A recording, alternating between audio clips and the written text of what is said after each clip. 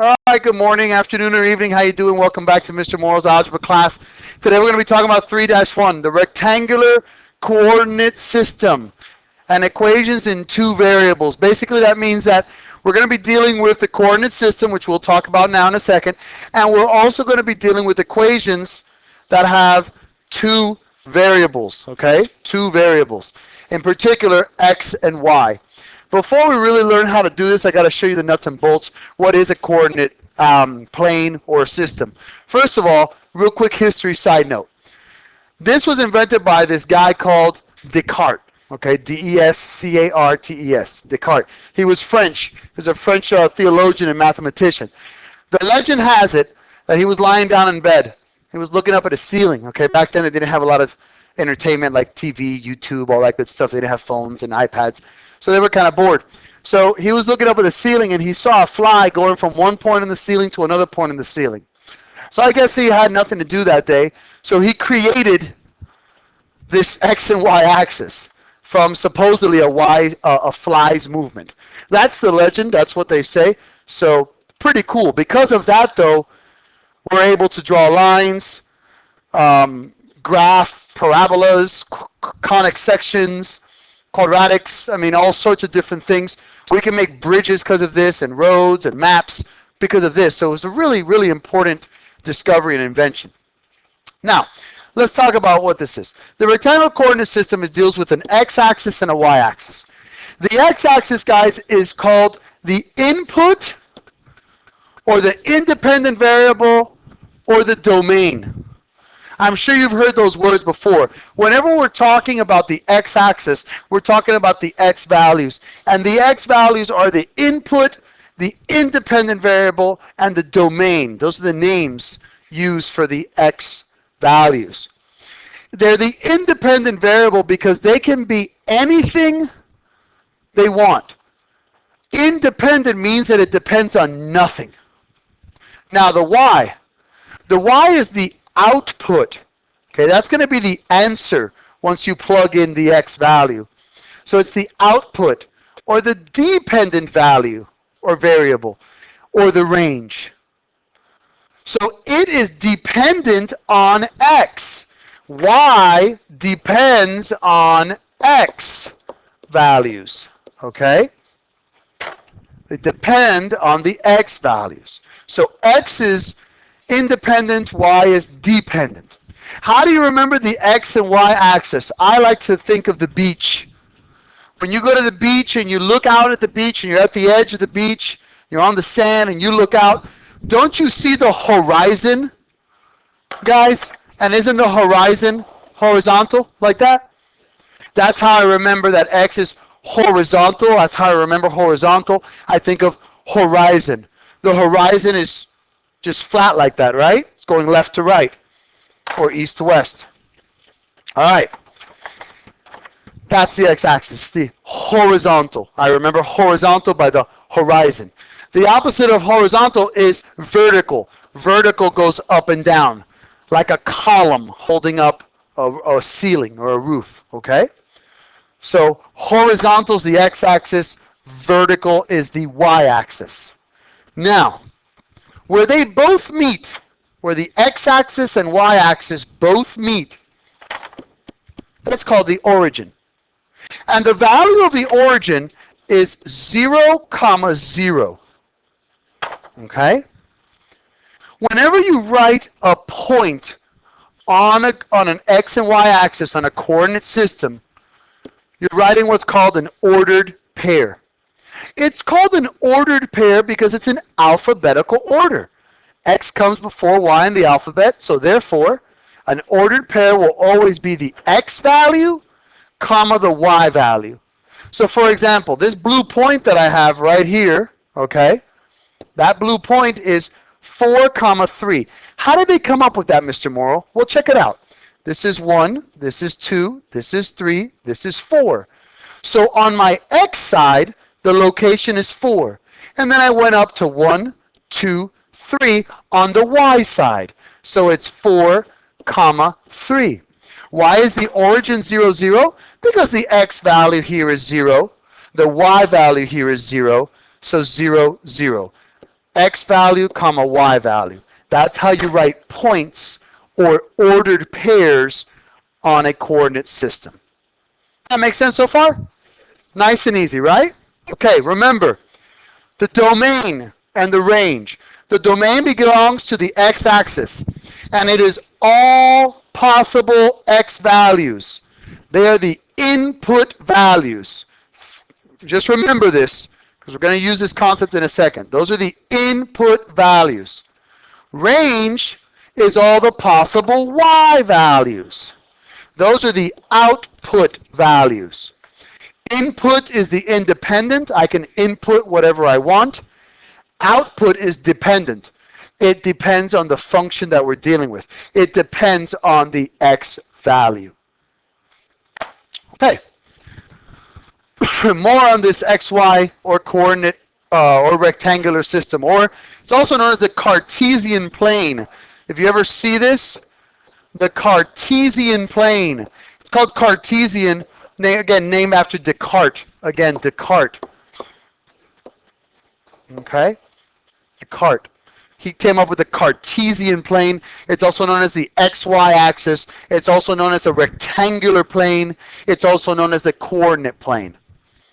So in this coordinate plane, we have 4 different squares, or 4 different quadrants that make up an xy coordinate axis. In quadrant 1, think about it. If this is my 0, 0, my friends, okay, that's my origin. To the right of 0, don't I get more positive? Above 0, don't I get more positive? So all of the values in quadrant 1, all of my x's will be positive and all of my y's will be positive in quadrant 1. In quadrant 2, if I go to the left of 0, am I not becoming more and more negative? But above 0, I'm still going more positive, correct? So all of my x's in quadrant 2 are negative, all of my y's in quadrant 2 are positive. So for example, this point right here, this would be negative 1, 2, 3, 4, 1, 2, 3, 4, 5 up. This is negative 4, comma 5. The x value in quadrant 2 will be negative. The y value in quadrant 2 will be positive. In quadrant number 3, the x is negative and the y is negative. Why? Well, to the left of 0, we're getting more negative. Below 0, we're getting more negative. So points in the third quadrant are both negative. For example, this is 1, 2, 3, down 1, 2, 3, 4, 5. That's negative 3 for the x location, negative 5 for the y location. That's my ordered pair. Quadrant 4. Quadrant 4, the x's are positive, the y's are negative. Why? To the right of 0, I'm getting more positive, hence my positive x's. Below 0, I'm getting more negative, hence my negative y's. So for example, this point right here is going to be 1, 2, 3, 4, 5, 6, 7, down 1, 2. So that's 7, comma, negative 2. So quadrant 1, both are positive. Quadrant 2, negative x, positive y. Quadrant 3, x and y are negative. Quadrant 4, positive x, negative y. Let's see if we can do this. Graph each ordered pair on the Cartesian plane. Remember, my friends, ordered pairs always go x, y. Always. Always. Always. So 1, 5, okay? You go to the 1 on the x and go up 1, 2, 3, 4, 5. So again, I went 1 on the x, and then I went up 1, 2, 3, 4, 5. I don't use those arrows normally, but I'm teaching it, so that's how you go. That's how you get to that point. Done. Negative 2, 0. Well, negative 1, negative 2, 0 on the y, so that's my point right there. Negative 2, 0. Negative 1, negative 3. Go negative 1 on the x, and then go down 1, 2, 3. Negative 1, negative 3. This is negative 2, comma 0, and this is 1, comma 1, 2, 3, 4, 5. 0, negative 4. Okay, the x value in this case is 0. Very good. And the y value is negative 4. So 0 is right here at the origin for the x. So from the origin, you go down 1, 2, 3, 4, 0, negative 4. And then negative 4, comma 2, you go to 1, 2, 3, negative 4, up 1, 2, negative 4, comma 2. Does that make sense, gentlemen? All right. Awesome. Example 2. Identify the coordinates of each ordered pair now. Okay, you guys tell me. Where would point A be? What's the ordered pair there for A? Yes, sir. Yes, remember, you can look at your notes that are right there on Shobi, guys. Negative 1, 2, 3, up 1, 2, 3. Excellent, son. Negative 3, 3 is A. Awesome. Good job, man. Good job. All right, what about B, guys? What about B? Yes, sir. 1, 2, 3, negative 4. 1, 2, 3, negative 4. Negative 4, negative 4. Awesome. Great. Great. Let me write that correctly, though. Sorry about that. Awesome. C. What we got on C? Yes, sir. Yes, sir. Excellent. This is going to be 3, comma 0. I'm 3 on the x. I'm not going up or down on the y, so the y is 0. Great job, son. Great job. How about D? D. Yes, sir. 6, comma 5. 1, 2, 3, 4, 5, 6. Up 1, 2, 3, 4, 5. Fantastic, my brother. Excellent. How about E? How about E? Yes, sir. 1, 2, 3, 4, 5. Down 1, 2, 3. 5, comma, negative 3. Excellent. And last but not least, what's my F? What's my ordered pair for F? Yes, sir. That's 0 on the x and 1, 2, 3, 4, negative 5. 0, comma, negative 5. Fantastic. Does that make sense, y'all? Promise? All right, awesome. Let us continue then. Now, we have already worked with equations in one variable. We already took a test on this. We solved it. No big deal. Today, we will begin to examine equations in 2 variables. Solutions to equations in 2 variables satisfy the equation or make it a true statement. In order to verify whether or not an ordered pair satisfies or is a solution of a given linear equation, simply evaluate the equation using the given ordered pair. That's why we learn baby steps first. We learn how to evaluate already. Evaluating is when you plug in a known value into an equation. So, the 4, isn't that my x value? The y, the 1, isn't that my y value? So, if this is a solution to this equation, when I plug in the 4 and the 1, it is going to render a true statement. So let's check it out. If x is 4 plus 2 times 1, which is y, that equals 6. 4 plus 2 is 6. 6 equals 6. Yes, it is a solution. Does that make sense, guys? You plug in the x, you plug in the y. If it's a true statement, it is a solution. If it is not a true statement, then it is not a solution. For example, here's the equation we're going to work with. X plus 2y equals 8. Is 2 comma 3 a solution? I don't know. Let's check. If x is 2 plus 2 times 3, does that equal 8? 2 plus 6, yes, that does equal 8. 8 equals 8. Yes, it is a solution. How about 6 negative 1? Well, if x is 6 plus 2 times y, which is negative 1, 6 minus 2 is not 8. 6 minus 2 is 4, which does not equal 8, so no, that is not a solution. Is negative 2, 5 a solution? Well, x is negative 2 plus 2 times y, which is 5. Does that equal 8? This is negative 2 plus 10. Yes, 8 does equal 8, so yes, it is a solution. So if I tell you, is the following ordered pair a solution to this linear equation, plug it in. If the answer is true, then yes, it is a solution. If the answer is false, then no, it is not a solution. Okay, now, let me explain this to you. This is the Mickey Mouse way to approach graphing, which we're going to do later, very soon. I'm going to teach you tricks and a much better method so you don't have to make a table. However, I got to teach you how to make a table because in a pinch, you could use the table and get to your answer. Maybe you forget the strategy I'm going to teach you. Maybe you have a really complicated equation and you say to yourself, you know what? Let me just plug in values because this was a little complicated. Let me plug in values and then I'll go ahead and graph from there. So I got to give you the skill. The table method. Okay. First thing when you use the table method, solve the equation for y. We already know how to solve for variables, right? We already know how to solve for little equations. We already did that. Solve for y. Get y all by itself. Then simply create an x and y table. We're going to show you below what that means.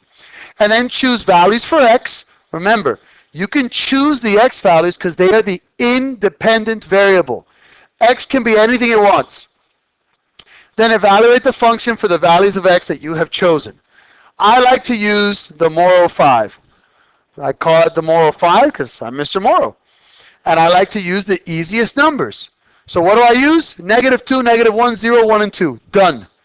I've seen people create tables and then they start with values like 13. What? Why would you go so crazy like that? Keep it simple, silly. All right. Excuse me. So if the coefficient of x is a fraction, though, if it's a fraction, then use x values that are multiples of the given denominator. So let me explain that again. Use a Morrow 5, -2, -1, 0, 1, 2, if the coefficient of x is a whole number. Remember what coefficients are, guys, right? The number being multiplied to the variable. If the coefficient of x is a fraction, then use x values that are multiples of the given denominator. Let me explain what I mean because we learn by example. 2x plus y equals 8. First things first, solve for y. So subtract 2x to both sides. Y equals -2x plus 8. Now, let's choose our x values because those are the independent variables. -2, -1, 0, 1, and 2. I'm going to do some of this work in my head, guys. I know you can do it as well, so don't get crazy or afraid. You can do this. When x is -2, -2 times -2 is 4, plus 8 is 12. So my ordered pair is -2, 12. When it's -1, -2 times -1 is 2, plus 8 is 10. So -1, comma 10.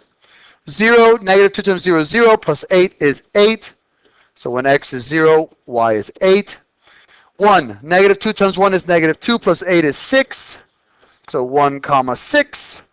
And 2, -2 times 2 is -4, plus 8 is 4. Positive 4. So 2, comma 4. We're not graphing yet. We're just learning how to make a table. But if I wanted to, my brothers and sisters that are out there in the internet world watching this, if I wanted to, I could go ahead and plot all of these points like we just finished learning. Okay, so if I wanted to, I could plot these points and I could create a line. But we're not there yet. We're just making the tables. Okay, B, solve for y. Add 3x to both sides. You're going to be left with 2y equals 3x plus 11. Divide by 2 to both sides. Y equals, please remember, this 2 gets divided to the 3x and the 11. So it's 3/2 x. Never turn that into a decimal. Trust me, later on you're going to know why. Plus, the other one you can, 5.5. You can turn the other one into a decimal. But the coefficient of x, always leave it as a fraction because we're going to learn later that that's actually our slope, and we need our slope. So, okay, I'm not going to want to choose -1 and +1 here because then I'm going to have fractions. And not many people like to work with fractions. So whenever I have fractions, I'm going to use multiples of the denominator. So this time I'm going to use -2, 0, 2, 4, and negative 4. And that way I get rid of the fractions, guys. When x is negative 2, 3 times negative 2 is negative 6 divided by 2 is negative 3. Negative 3 plus 5.5 is 2.5. Remember, this is a video, so you can pause that and do it on your own. Make sure you got that. When x is 0, 3 halves times 0 is 0, plus 5.5, you got 5.5 straight up. When x is 2, 3 halves times 2 is 3, so 3 plus 5.5 is 8.5. When x is 4, 3 times 4 is 12, divided by 2 is 6. 6 plus 5 is 11.5. And when it's negative 4, 3 times negative 4 is negative 12, divided by 2 is negative 6, plus 5.5 is negative 0.5. So whenever you have a fraction here as a coefficient of x, get rid of the fraction. Make it easy on yourself, guys. Go ahead and simply use x values that are multiples of the denominator. Yes, sir. Yes, you always have to solve for y. Okay, you always have to solve for y. Trust me, I'm training you for the next lesson. Thank you, my brother. All right. All right, let's check this one out. Oh, let me just, whoa. Let me move all this down a little bit. All right, perfect. Okay, got to solve for y. So subtract 4x to both sides. 3y equals negative 4x plus 9 divided by 3. Y equals negative 4/3 x plus 3. That 3 gets divided to the 4x and to the 9. So what values do you think I'm going to use this time for x? 3, negative 3, 0, 6, and negative 6. Good job. Multiples of 3. Okay, so when x is 3, negative 4 times 3, well, 3 times negative 4/3, cancel out the 3's. You got negative 4 plus 3 is negative 1. Negative 3. That's going to be 12 divided by 3, which is 4. Positive 4 plus 3 is 7. When x is 0, 0 plus 3 is 3.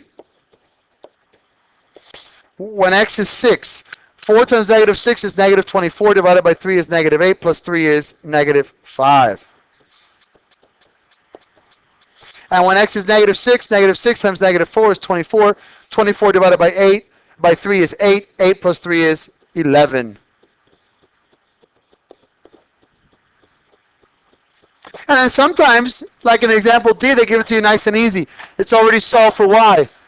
You don't have any fractions as a coefficient of x, so easy. Moral 5, negative 2, negative 1, 0, 1, and 2. Easy. When x is negative 2, you got 10 plus 3, that's 13. When x is negative 1, you got 5 plus 3, which is 8. When x is 0, you got 0 plus 3, which is 3. When x is 1, you got negative 5 plus 3, which is negative 2. And when x is 2, you got negative 10 plus 3, which is 7. And that's how you make tables of values, my friends. Does that make sense? You promise? Because this is the end right here. Yes, sir. Okay, guys. You can remember, hit pause. You can hit rewind. So I'm not going to go back in the video. Are there any questions on knowledge here? Awesome. Thank you very much, guys. Have a wonderful day, and I appreciate it. Hope you learned a lot.